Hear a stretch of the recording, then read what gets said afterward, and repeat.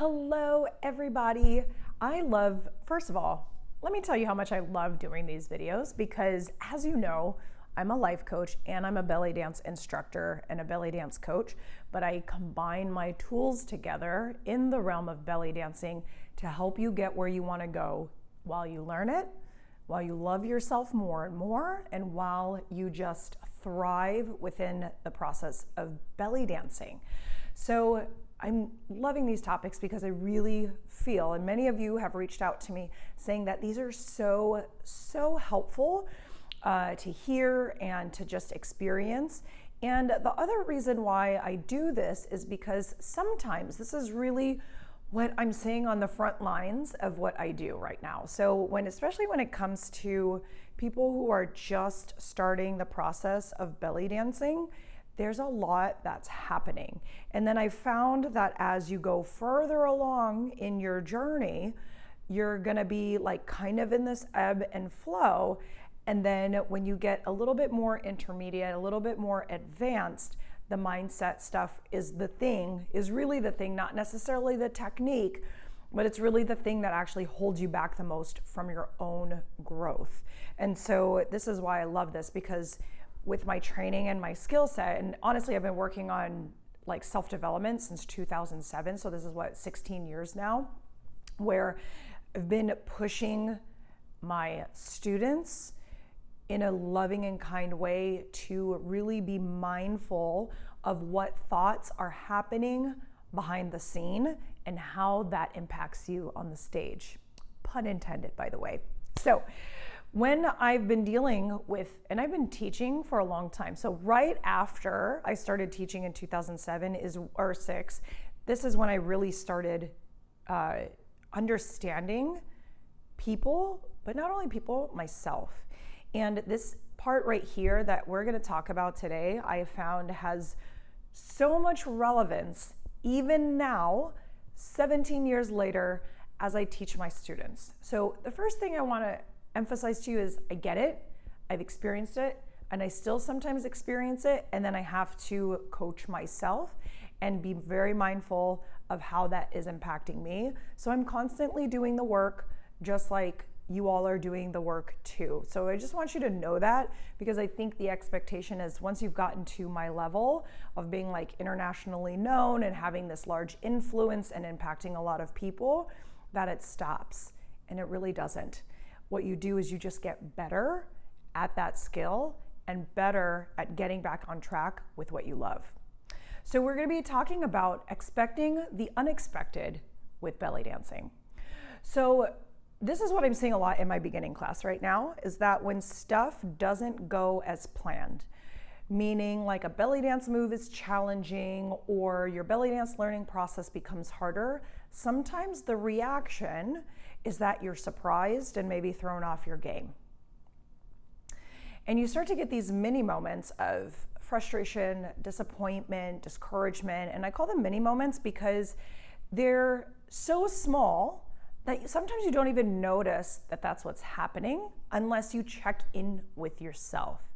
So this belly dance move is hard, your learning process of learning belly dancing is hard, you're pushed emotionally as well as physically into a realm where it's very uncomfortable. And then these mini moments that are super effing sneaky, they get up on you and you're like, what is this? Why am I all of a sudden now giving up? Why am I quitting? Why am I avoiding? Why am I putting in minimal effort? Why am I kind of half-assing it? Why am I slightly trying versus putting in 100% consistently, or as close to as consistently as possible? And I really want you to consider it's because you have this expectation that it would be easier than what you thought it would be or what you're experiencing, or it's just different than what you thought it would be. So I'm going to say that again. The reason why these mini moments of frustration and disappointment and discouragement happen when you're in the middle of doing something that's challenging, or you're doing something that's harder while you're learning belly dancing, while you're doing this movement, is because you had the expectation that it would be easier or at least different than what you thought is happening now. And I want to really be clear, it's not because something is wrong. It's because of the expectation. And that expectation that you have feels like it is the right thing. It feels like it is the thing that is supposed to happen. It feels like the thing that should be happening, and anything outside of that is creating this sense of like grief or frustration or like dissonance, or like you're just upset, or it's harder than you thought it would be. And when that happens, when what's happening or what you're experiencing feels different than your expectation, that's where those feelings come up. But then that's also when you avoid, you quit, either in the moment or in general, you put in minimal effort, or even you stop what you're doing and then look for something else that is seemingly easier or more in line with what you think was the right thing to experience. And I put that in air quotes for a reason. So I left that in air quotes because that is currently your thought about what you're expecting is the right thing or what is supposed to happen. And I'm not talking about like you had a shitty customer service experience, or that someone treated you in a way that crossed a boundary or is against your values. I'm not talking about that. Absolutely, there's an expectation that you're going to keep to honor who you are as a person. What I'm talking about is the learning process of belly dancing, and when you're in it and doing the hard shit. That's what I'm talking about, okay? But what if you just expected for things to be challenging, for things to be harder than what you had expected, for you to not get something right away until the 20th try, versus expecting that you should have gotten it right within the first 3 tries, or that it should be perfect, or that, the process is supposed to be all about femininity and beautiful and all of that stuff. But you can't have those things without its opposite. You can't feel the all amazing things if you don't have the ones that are seemingly ugly or don't feel so good. And this is the same way with belly dancing. In the process of it, when you're doing a movement, you can't have easy without hard. You can't have hard without easy. You can't have simple without complex, complex without simplicity, right? So you're really going through and like knowing that these things come hand in hand. What if you just expected for the unexpected to happen? Unexpected meaning things took you longer than it was supposed to, quote unquote, than you thought or expected, right? What if the move was challenging in a way that it took you like 20 tries to get? What would that start to offer you in your head and in your experience in your home or in the dance studio when you're belly dancing? When you shift what you think you should experience to why you're experiencing it, it will give you a lot of insight. Because when you look into why things are challenging or harder, it will give you a bit more perspective into what could be happening behind the scenes.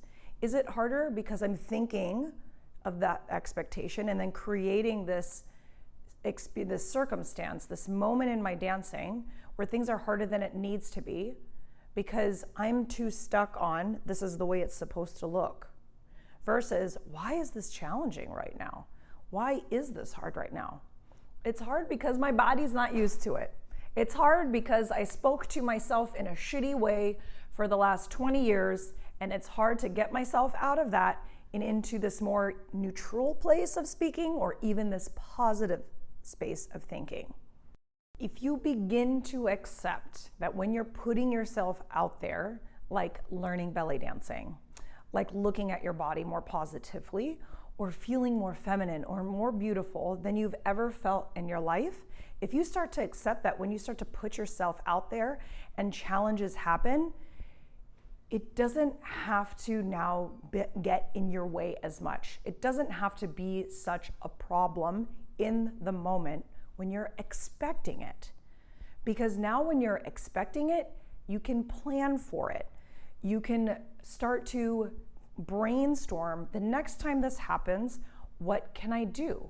You can start to shift how long things will take you to do. When you're taking that expectation off of yourself, or even just expecting that thought of, it should take me shorter than this, when you know that, because that's a challenging thought, it should be taking me shorter than this, because it's going to bring up some feelings that won't be necessarily helpful in the moment. But when you can expect that thought will come in, then you can be like, yo, I know I had this expectation before, this thought is reoccurring, now it's happening again.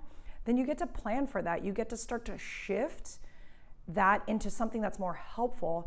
And now you get to take time constraints off, which also helps you take the pressure off of yourself.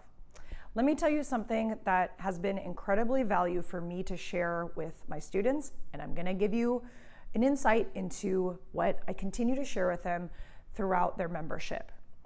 My experience as a beginner was different than many of yours is. I studied for about 6 months and then I started teaching. Like, I started subbing for my teacher and I started going into it right away. I found a career in it very quickly afterwards, and then I started troop directing under my mentor and all of that stuff, and just a lot. At one point I was dancing like 18 hours a week, which is a lot considering that was not my full-time job yet. It was 18 hours a week. I would be dancing, I would be trooping, I would be doing my own personal thing. So I got thrown into it by my own choice because I knew I loved it so much. And still, knowing that I had spent all that time and investment in that, it took me years to feel like I got out of the beginning phase of my movement. And what I had come to realize is that throughout that, what helped me really transition out of that beginning phase into the intermediate phase, eventually advanced and now professional, is my willingness to adjust how things were going when they got hard. Because yes, I did have this expectation. It was a rough conversation and a rough experience because I was not always nice to myself. But when I look back, the part that I can take away is that I was still willing to go for it.